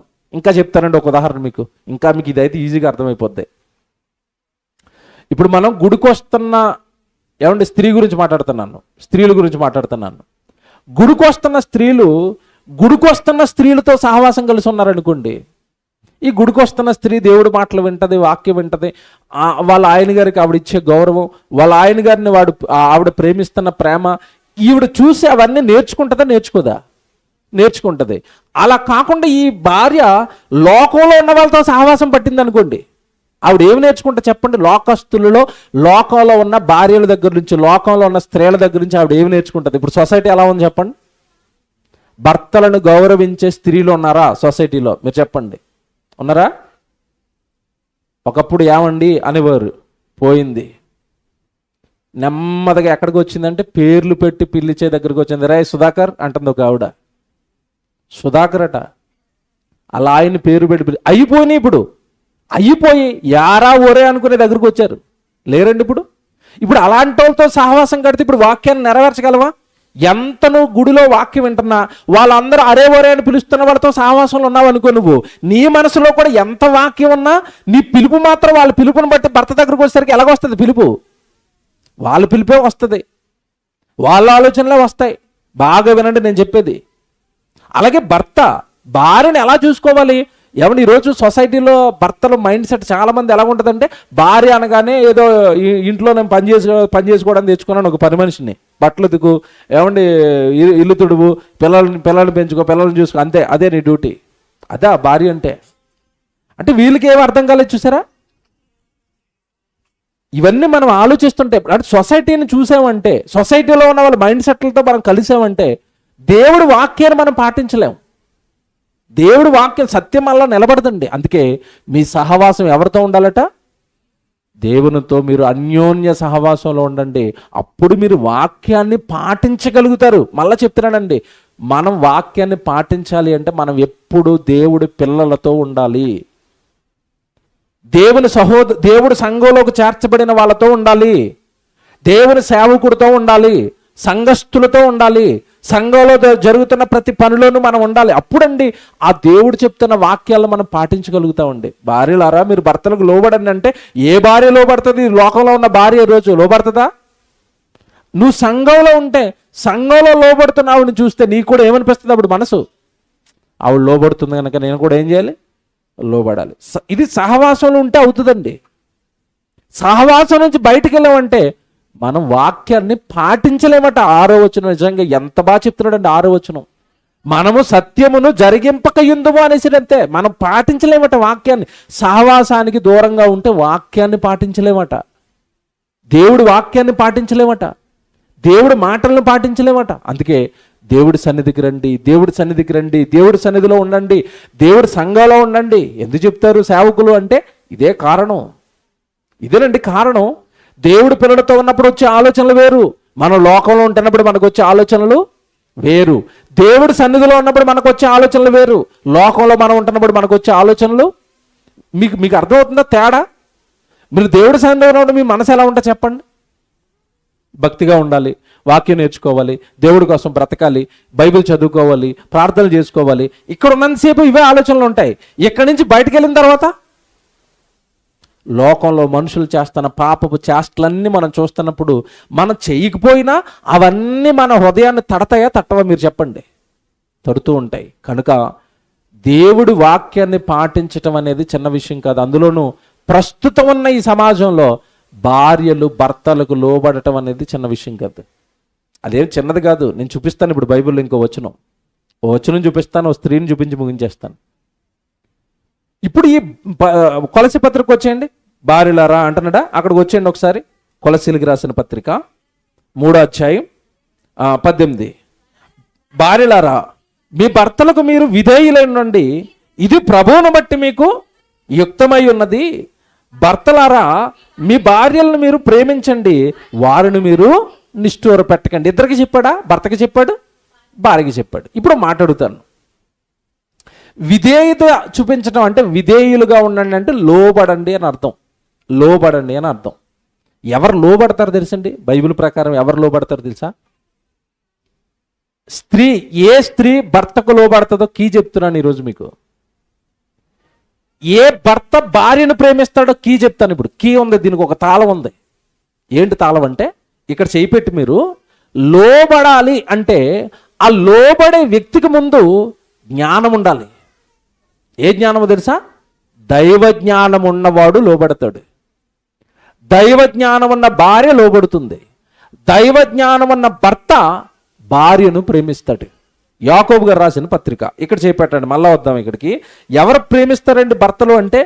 ఏ భార్య అండి భర్తకు లోబడుతుంది అంటే ఇక్కడ కీ చెప్పాడు దేవుడు. యాకోబు గారు రాసిన పత్రిక 3వ అధ్యాయం 5వ వచనం చదవండి, 15వ వచనం చదవండి. 15వ వచనం. యాకోబు గారు రాసిన పత్రిక 3వ అధ్యాయం 15వ వచనం చూడండి. ఈ జ్ఞానము పైనుండి దిగి వచ్చినది కాక భూ సంబంధమైనదియు ప్రకృతి సంబంధమైనదియును దయ్యముల జ్ఞానము వంటిదినై ఉన్నది. 15వ వచనంలో ఒక జ్ఞానం గురించి చెప్పాడు. ఏ జ్ఞానం అంటది? దయ్యముల జ్ఞానం అట. దయ్యముల జ్ఞానం. ఇప్పుడు దెయ్యముల జ్ఞానం. దెయ్యం స్త్రీకి ఏమి నేర్పించిందంటే, ఏమి నేర్పించింది? ఇందాక ఒక వార్త చెప్పాను కదా, ఆ స్త్రీకి ఏమి నేర్పించింది దెయ్యం?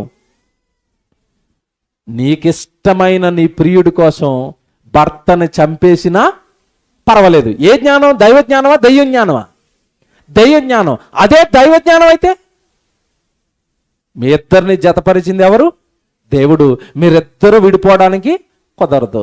భార్య నీ భర్త నువ్వు మంచోడైనా చెడ్డోడైనా మొదట నువ్వు అతనికి ఏం చేయాలి? లోబడాలి. ఇదే జ్ఞానం. మీకు అర్థమవుతుందో సొసైటీ ఎందుకు పాడైపోయిందో? భర్తలు ఎందుకు చంపుతున్నారు, భార్యలు ఎందుకు చంపుతున్నారు అంటే ఇదే విషయం. ఇదే వాళ్ళకి ఏ జ్ఞానం ఉందంటే వాళ్ళు పాటిస్తున్న జ్ఞానం అంతా దయ్యపు జ్ఞానం అండి. ఏమండి నిజంగా సేవకులం కదండి మేము. అప్పుడప్పుడు ఏమైనా 2-3 సేవకులు కలిస్తే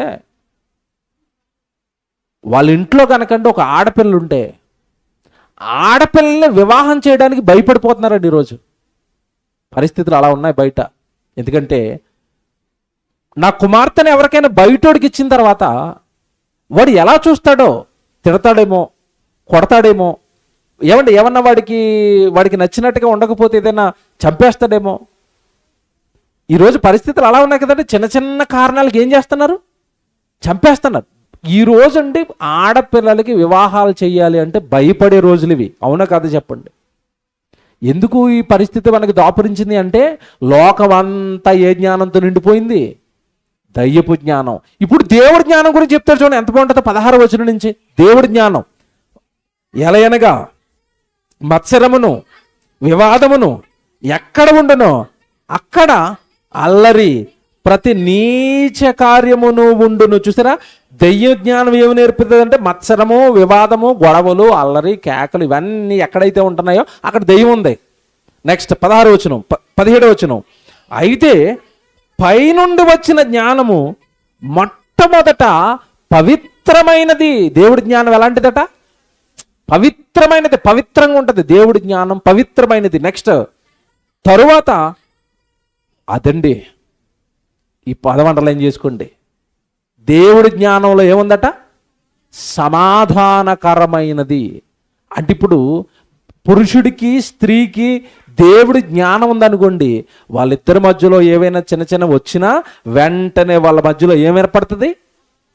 సమాధానం ఏర్పడుతుంది. మీకు అర్థమవుతుంది? ఇప్పుడు బైబిల్ అర్థమవుతుందా? దేవుడు ఎలాంటి కట్టడలు పెట్టాడంటే స్త్రీకి పురుషుడికి, ఇదిగో నా జ్ఞానంతో మీరు ఉన్నారు అంటే మీ కుటుంబంలో ఏదైనా సమస్య వచ్చినా 1 రోజుకో 2 రోజులకో 3 రోజులకో మీ మధ్యలో ఏం ఏర్పడుతుంది? మొదట దేవుడి జ్ఞానం పవిత్రంగా ఉంటుందట. దేవుడి జ్ఞానంలో ఇంకోటి రెండో క్వాలిటీ ఏంటంటే సమాధానకరమైనది అన్నాడు. నెక్స్ట్ ఇంకో మాట చెప్తారు చూడండి, మృదువైనది. ఇది అండర్లైన్ చేయండి. దేవుడి జ్ఞానం అన్నవాడట సులభంగా ఏం చేస్తాడట? లోబడతాడు. మళ్ళా చెప్తున్నాను, గట్టిగా చెప్పాలి. దేవుడి జ్ఞానం అన్నవాడు ఏమవుతాడు? సులభంగా లోబడతాడు. లోబడటం లేదు అంటే వాడికి ఏమి లేదు. ఇప్పుడు సింపులా? లోబడని వాళ్ళు ఎవరికి కూడా, నేను బైబిల్ బట్టి చెప్తున్నానండి, ఎవరైతే లోబడటం లేదో, భర్తకి భార్య లోబడటం లేదా, ఈవిడికి జ్ఞానం లేదు. అలాగే కొన్ని సందర్భాల్లో భర్త తప్పు చేస్తున్నాడా, ఇతనికి దేవుడి జ్ఞానం లేదు. లేదా సంఘానికి వస్తున్న విశ్వాసులు సేవకుడికి లోబడటం లేదా, జ్ఞానం లేదు. ఏ జ్ఞానం లేదు? దేవుడి జ్ఞానం అన్నవాడట మృదువుగా సులువుగా ఏమైపోతాడట? మృదువుగా సులువుగా లోబడిపోతాడట. భార్య దేవుడి జ్ఞానంతో ఉంటే భర్తకు లోబడుతుంది. లోబడటం లేదంటే ఒకటే రీజను, మీరు ఒకటే పెట్టుకోవాలి, టిక్ మార్క్ ఒకటే పెట్టుకోవాలా. ఏమండి ఎప్పుడు కూడా అలా ఆయనతో గొడవలాడుతుందండి అన్నారు అనుకోండి, వెంటనే మన మనసులోకి రావాల్సింది ఏంటి? ఏం రావాలి? జ్ఞానం లేదు. ఏ జ్ఞానం? డిగ్రీ పట్టాలు ఉన్నాయి బీరువలో, బీకాం చదివింది, ఎంఏ చదివింది, FRCS లండను, కానీ ఏ జ్ఞానం లేదు. మీకు అర్థమవుతుందా? దేవుడి జ్ఞానం వేరు, లోక జ్ఞానం వేరు. మళ్ళా లోక జ్ఞానం దేవుడి జ్ఞానం ఒకటి కాదు. యేసుప్రభు భూమి మీద ఉన్నాడు, ఏ జ్ఞానం చెప్పాడు ప్రపంచం మొత్తానికి? దైవ జ్ఞానం చెప్పాడు. యేసుప్రభు ఏ స్కూల్ కన్నా వెళ్ళాడా చదువుకోవడానికి? వెళ్ళలేదు. చదువుకోనని ఇతనికి పాండిత్యము ఎలా వచ్చింది అన్నారు ఆ తొలి శతాబ్దంలో ఆయన్ని చూసి. ఆయన ఎక్కడ చదువుకోలేదు, మరి అంత పాండిత్యంతో మాట్లాడాడు అంటే ఆయన జ్ఞానం అంతా ఎక్కడి నుంచి వచ్చింది? పైనుండి వచ్చిన దైవ జ్ఞానం అది. ఇప్పుడు చెప్తాను, భార్య భర్తకు లోబడాలి అంటే మొదట ఆవిడకు ఉండవలసింది ఏ జ్ఞానం?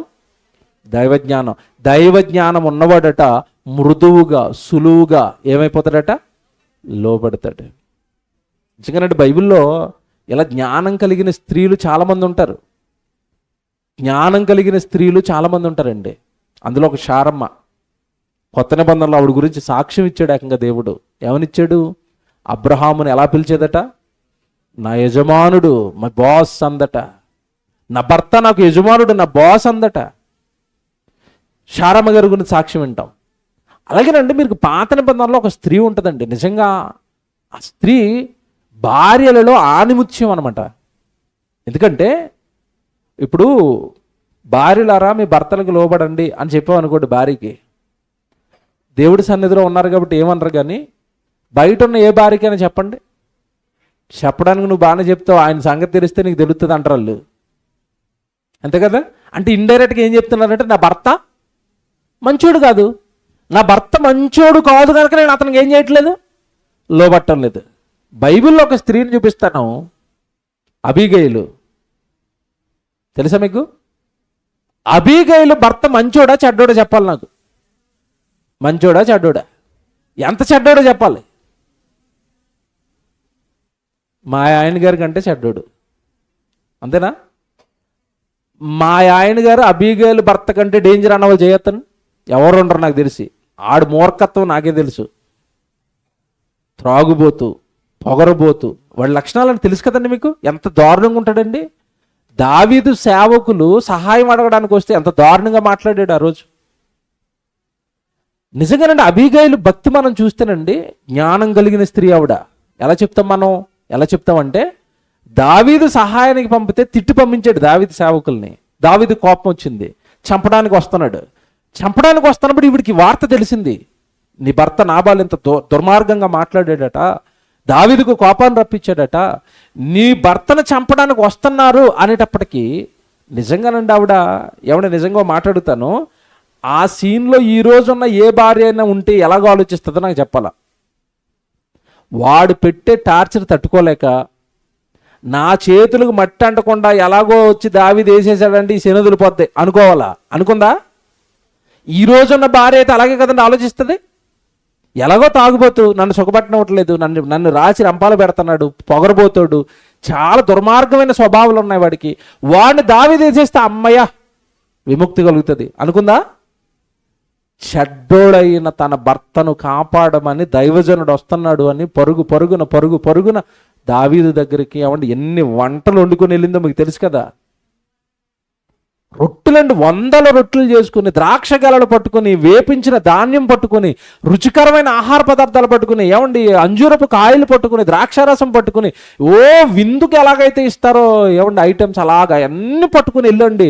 దావీదు వస్తుంటే ఒకటేనండి సాష్టాంగ నమస్కారం పడిపోయి ఒకటే మాట అంటది, ప్రభువా, దావీదుని అంటుంది, నా సేవకుడా ప్రభువా, నా భర్త మంచోడు కాదు, నా భర్త చెడ్డోడే, అతని పక్షమున నేను అడుగుతున్నాను క్షమాపణ, ఆ దోషం నా మీద వేయండి.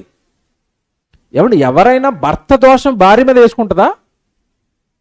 నా భర్త మంచోడు కాదండి, అతని దోషం నా మీద వేయండి, అతని దోషం నా మీద వేయండి, క్షమించండి, నన్ను క్షమించండి అని అడిగింది. ఎవడో ఒక ఆడపిల్ల వచ్చి చెడ్డ భర్త పక్షాన మోకాళ్ళ మీద పడిపోయి దేవా ప్రభు నమ్మ క్షమించండి అంటే, ఎవడు దావీదు అసలే దైవజ్ఞానం కలిగినోడు కదండి. చంపటానికి వచ్చిన దావీదు ఆ రోజు అబీగయిల్ని ఆశీర్వదించి వెళ్ళిపోయాడు. ఇది ఎందుకు జ్ఞాపకం చేశాను తెలుసా? ఇప్పుడు భార్యలారా లోబడండి అంటే భార్య ఏం చెప్తుంది ఈరోజు? మా ఆయన మంచోడు కాదు, నేను ఎందుకు లోబడాలా? మరి అలా ఆయన మంచోడా మీరు చెప్పండి. చెడ్డవాడైనా మార్చుకోవడానికి ప్రయత్నించింది, చెడ్డవాడైన ప్రాణాలు కాపాడింది, చెడ్డవాడైనా సరే భర్త కదా, దేవుడిచ్చిన జ్ఞానం ప్రకారం అతను మార్చుకోవాలి. దేవుడి కట్టడ పాటించింది ఆవిడ. నిజంగా ఈరోజు ప్రతి కుటుంబంలో ఉన్న స్త్రీ, ప్రతి కుటుంబంలో ఉంటున్న పురుషుడు ఇలా దేవుడి కట్టడలను ఆలోచిస్తే కుటుంబాలు బాగుంటాయి మీరు చెప్పండి? బాగుంటాయా? బాగుంటాయి. కొలసి పత్రిక రండి, కొలసి పత్రిక ముగించేస్తాను. ఆ 3వ అధ్యాయంలో 18వ వచనం మళ్ళా చదవండి. భార్యలారా మీ భర్తలకు విధేయులై ఉండండి, ఇది ప్రభువును బట్టి మీకు యుక్తమై ఉన్నది. భర్తలారా, చూసారా, మీ భార్యలను మీరు ఏం చేయాలట? ప్రేమించండి. నెక్స్ట్ ఒక మాట రాశాడు అక్కడ, వారిని నిష్ఠూర పెట్టకండి,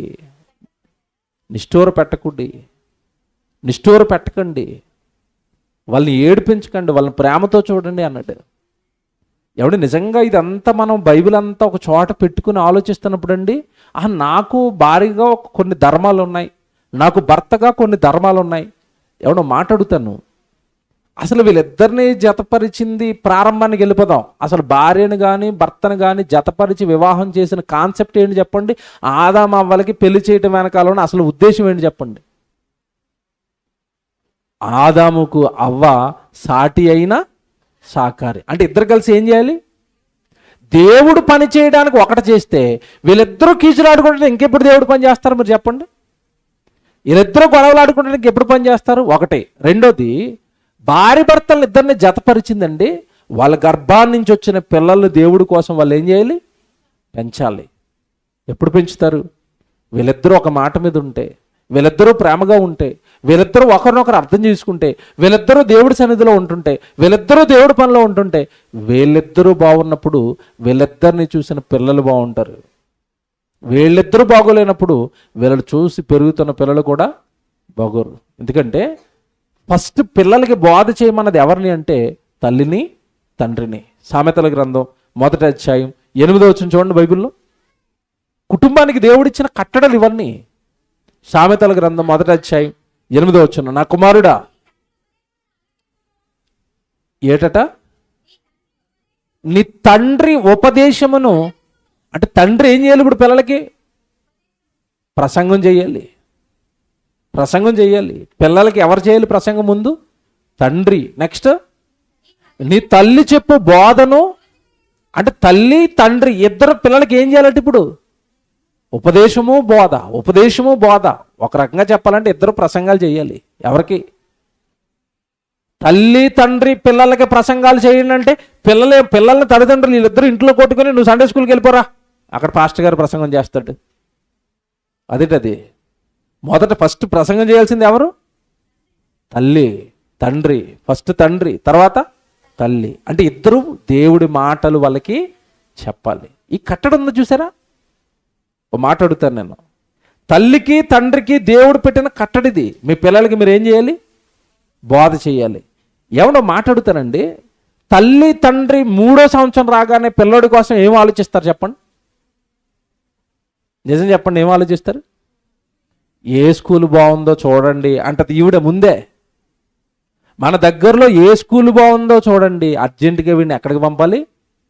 స్కూలుకు పంపాలి అన్నది పాటించావు. నేను మాట్లాడుతాను, స్కూలుకు పంపేయాలి 3వ సంవత్సరం అనగానే ఇది దేవుని కట్టడా లోకం కట్టడా? మీరు చెప్పండి. లోకం కట్టడా? లోకానికి సంబంధించిన కట్టడ అంత ఖచ్చితంగా పాటిస్తాను. 3వ సంవత్సరం దాటింది, అమ్మమ్మమ్మ స్కూల్కి లేట్ అయిపోయాడు. ఎంత బాగా పాటిస్తున్నావు ఆ కట్టడ. మరి దేవుడి మాటలు చెప్పాలి పిల్లలకి. ఆ కట్టడేది? ఆ కట్టడేది? దేవుడు చెప్పాడండి అని భయపడిపోయి పిల్లల్ని దేవుళ్ళలో పెంచాలి. కట్టడండి దేవుడు, కట్టడండి ఊరుకోడండి ఆయన. భయం ఉందండి ఎవరికైనా? టైంకి స్కూల్కి వేయకపోతే భయమా? పిల్లలకి ఏజ్ వచ్చేసరికి 16 సంవత్సరాలు వచ్చేసరికి వాడికి 10వ తరగతి అయిపోవాలి. ఇయ్యానండి లెక్కలు ఉంటాయి కదండి, ఏవో లెక్కలు ఉంటాయండి. ఈ సంవత్సరానికి ఈ క్లాస్ అయిపోవాలా, ఈ సంవత్సరానికి ఈ క్లాస్ అయిపోవాలా, ఈ సంవత్సరానికి క్లాస్ అయిపోవాలా, 25వ సంవత్సరం వచ్చేసరికి పెళ్ళి అయిపోవాలా. అంతే కదండి. 26 వచ్చేసరికి పిల్లలు పుట్టేయాల, 35 40 వచ్చేసరికి మొత్తం మీద సహారానో ఎల్ఐసియో కట్టేయాల. బాబు ఎంత కరెక్ట్గా మెజర్మెంట్లు వేస్తారంటేనండి లైఫ్కి. మరి దేవుడికి సంబంధించినవేవి అలాగా? వీడు ఈ వయసు వచ్చేసరికి ఇలా ఉండాలి, ఈ వయసు వచ్చేసరికి ఇలా ఉండాలి, బాల్యంలో దేవుడి మాటలు నేర్చేసుకోవాలి, యవ్వనం వచ్చేసరికి దేవుడి కాళ్ళలోకి వెళ్ళి దేవుడి కాడెత్తేసుకోవాలా, సంఘంలో సేవకుడికి తోడుగా ఉండి ఏదో సువార్త పనులు వెళ్ళిపోతూ ఉండాలి నా కొడుకు, నా కుమార్తె దేవుడి పనులు వెళ్ళిపోతూ ఉండాలా. ఇవేవండి, ఇవేవి కట్టడం లేవి. ఓ మాట్లాడాను నేను, ఈరోజు సొసైటీలో తల్లి తండ్రి చిన్నప్పటి నుంచి కష్టపడి పెంచుతున్నారు కానండి, వాళ్ళు పెద్ద అయిన తర్వాత చూస్తారా లేదా అన్న ఒక డౌట్ మొదలు కొడుతుందా లేదా అందరికీ చెప్పండి. నిజం చెప్పండి. నా కూతురు ఖచ్చితంగా నన్ను గుండెల్లో పెట్టుకుని చూస్తుందండి అంటాడా? ఏ తండ్రి అయినా తల్లి అయినా అనగలరా ఈరోజు? నేను చెప్తున్నాను, అస్సలు గ్యారంటీ లేదు. తరిమేస్తారు వాళ్ళు బయటికి. కొడుకు అంతే, కూతురు అంతే. ఎందుకు జరుగుతుందో చెప్తాను. ఇది ఎందుకు జరుగుతుందో చెప్తాను. అమ్మ నాన్నలకి మళ్ళా చెప్తున్నాను, మీ పిల్లలు నన్ను ఏదో చూసుకుంటారని గ్యారంటీ మాత్రం పెట్టుకోకండి. చూసుకోరు అల్లు. ఒకవేళ నీ కూతురు చూసుకుంటానన్నా అల్లుడు చూసుకొనివ్వడు. తెలుసా మీకు లాజిక్? కూతురు చూసుకుంటానన్నా ఎవరు చూసుకొనివ్వరు? అల్లుడు చూడనివ్వడు. ఒకవేళ కొడుకు చూసుకుంటానన్నా కీ నీ చేతిలో ఉండదు, అప్పుడు వేరే అమ్మగారు వస్తుంది. నీ కొడుక్కి ఆవిడ చేతిలోకి వెళ్తుంది. ఆవిడ ఎటు తిప్పితే నీ కొడుకు అటే ఉంటాడు. జాగ్రత్తగా ఉండండి నేను చెప్పేది. కనుక ఈరోజు పిల్లల మీద అతిగా నమ్మకం పెట్టుకుని గుడ్డు నమ్మకాలు పెట్టేసుకుని గుడ్డు ప్రేమలు పెంచేసుకుని ఈ నేదో మొత్తం మీద అమెరికా పంపించేస్తే సెట్ అయిపోతాడు, నన్ను ఎక్కడో ఆకాశంలో పెడతాడు అంటే ఆడ అమెరికాలోనే ఉండి నీ చచ్చిపోయినప్పుడు కూడా రాడు, డబ్బులు పంపుతాడు అంతే. నేను మళ్ళా చెప్తున్నాను సొసైటీలో ఉన్న తల్లిదండ్రులకి, మీ పిల్లలు మిమ్మల్ని పెద్ద అయిన తర్వాత చూడాలి అని అనుకుంటున్నారా? ఒకటే, వాడిని చిన్ననాటి నుండి నువ్వు దేంట్లో పెంచాలి? వాక్యంలో పెంచితే వాక్యంలో పెరిగినోడికి దేవుడు వాడికి ఏం చెప్తాడో తెలుసా? నీ తల్లిని నీ తండ్రిని నువ్వేం చేయాలి. అది ఎవడు సన్మానిస్తాడు? అమెరికాలో చదివినోడు కాదు. చిన్నప్పటి నుంచి బైబిల్ చదివిస్తే, చిన్నప్పటి నుంచి దేవుడి మాటలు చెప్పిస్తే, వాడిని వంగదీసి దేవుడి సన్నిధిలో పెడితే, పెద్ద అయిన తర్వాత అమ్మ నాన్న అన్న ప్రేమ వాళ్ళకి నీ మీద ఖచ్చితంగా దేవుడు కలిగేటట్టుగా చేస్తాడు. దేవుడు వాక్యంలో ఉన్నవాడండి అమ్మ నాన్నను ప్రేమిస్తాడండి. దేవుడు మనసు బాగా ఎరిగినోడు అమ్మను వదులుకోలేడు, నాన్న వదులుకోలేడు. లోకంలో చదువులు, ఉద్యోగాలు, వ్యాపారాలు ఇదే ధ్యాస ఈరోజు అమ్మ నాన్నలకు. కానీ దేవుడు పెట్టిన కట్టడ, తల్లి బోధ చేయాలి, తండ్రి బోధ చేయాలి అని కుటుంబానికి దేవుడు ఇచ్చిన కట్టడలు ఎవరండి పాటిస్తున్నారు? పాటిస్తే నేను చెప్తాను ఏమండి. మరి అలా దేవుళ్ళలో పెరిగినోడు బాగా విన్నాడు. దేవుళ్ళలో పెరిగినోడు వివాహం కూడా ఎవరిని చేసుకుంటాడు? దేవుడిలో పెరిగిన అమ్మాయిని చేసుకుంటాడు. అంటే నీకు కోడలుగా ఎవరు వస్తారు? దేవుడిని ఎరిగిన కుమార్తె కోడలుగా వస్తుంది. నిజంగా దేవుడు ఎరిగిన కుమార్తె అనుకోండి, అప్పుడు నిన్ను అత్తగా చూడదు, ఎవరిగా చూస్తుంది? అమ్మండి అంటది. మీకు అర్థమైందా? అప్పుడు క్షేమంగా ఉంటావా లేదు చెప్పండి కుటుంబం. అత్తలో అమ్మను చూస్తుంది అనుకోండి, వచ్చిన కోడలు సేఫేనా? నువ్వు సేఫే, బతికిపోతాం. కనుక అత్తలో అమ్మను చూడాలి, మామగారిలో నాన్నను చూడాలి. ఇలా చూడాలి అంటే వచ్చి ఆవిడ ఏమి నేర్చుకుని రావాలి? దేవుని యొక్క కట్టడలు, దేవుడి యొక్క వాక్యాలు నేర్చుకున్న ఆవిడ రావాలి. దేవుని కుమారుడిగా పెరిగాడు అనుకోండి, దేవుళ్ళలో పెరిగాడు అనుకోండి, అమ్మ నాన్న దగ్గరికి వచ్చి, ఆ నాన్న అమ్మ నాకు వివాహం చేస్తే మీ ఇష్టమే, కొంచెం దేవుడిని బాగా తెలుసుకున్న అమ్మాయిని తండ్రి అంటాడు. దేవుళ్ళలో పెరిగినోడైతే. దేవుళ్ళలో పెరగకుండా ఊరి మీద పడి పెరిగాడు అనుకోండి, ఆ రోజు ఏ రోజు అర్ధరాత్రి డోర్ కొడతాడో తెలీదు. ఎవరితోని? అమ్మాయి గారిని ఆల్రెడీ పెళ్లి చేసుకుని దండలు వేసుకుని డోర్ కొడతాడు. ఈవిని ప్రేమించి పెళ్లి చేసుకున్నాడు, లోపలికి వస్తాను మేము అంటాడు. అంతే, గుండె కింద జారుతుంది. అప్పుడు ఈ ప్రమాదాలన్నీ ఎందుకు జరుగుతున్నాయంటే పిల్లలకి తల్లిదండ్రులు ఏమి నేర్పడం లేదు? వాక్యం, దేవుని కట్టడలు నేర్పండి. మళ్ళీ చెప్తున్నాను, దేవుడిలో మీ పిల్లలు ఉంటే పిల్లలు బాగుంటారు, కుటుంబం బాగుంటుంది. ఇది కుటుంబానికి దేవుడు పెట్టిన కట్టడలు మీరింది కుటుంబాలను కూల్చుకుంది ఈరోజు సమాజం. మీరు అలాగా మీ కుటుంబాలను పాడు చేసుకోకండి. దేవుడి వాక్యంలో ఉండండి, దేవుడి సంఘంలో ఉండండి, సన్నిధిలో ఉండండి. పిల్లలకి ఎప్పుడు దేవుడి గురించి చెబుతూ ఉండండి. ఒరే దేవుడి కోసం రా, బైబిల్ బాగా నేర్చుకోరా, బైబిల్ బాగా చదవరా, పాటలు పాడాలరా, ప్రసంగాలు చేయాలరా, దేవుడి సేవకుడు వెనకాల ఉండాలరా, లేదా సంఘంలో సహోదరులతో పని చేయాలరా. పిల్లల్ని ఇప్పుడు దేవుడి పనిని ప్రేరేపించండి. పిల్లల్ని మీకు మళ్ళా చెప్తున్నాను, పిల్లల గురించి మీకు తెలియదు, వాళ్ళ సైకాలజీ. బైబిల్లో దేవుడు చెప్పింది ఏంటంటే, బాలునిలో మూఢత్వము స్వాభావికముగా పుట్టును అన్నాడు. అంటే ఆళ్ళు ఆల్రెడీ మూఢత్వం ఉంటుంది, ఆడు పెరుగుతున్న సొసైటీ అలాంటిది.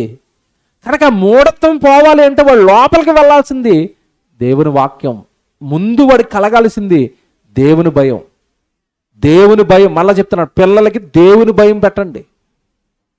దేవుని భయం పెడితే పిల్లలు భక్తిలో ఉంటారు, మీ కుటుంబం బాగుంటుంది. ఓకే, ప్రార్థన చేసుకుందాం.